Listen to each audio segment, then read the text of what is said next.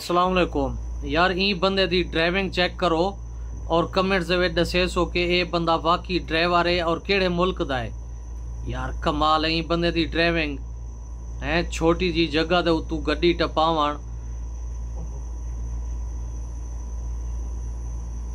कमाल है यार ई बंदे दी। एक व्हील तक टपा दे।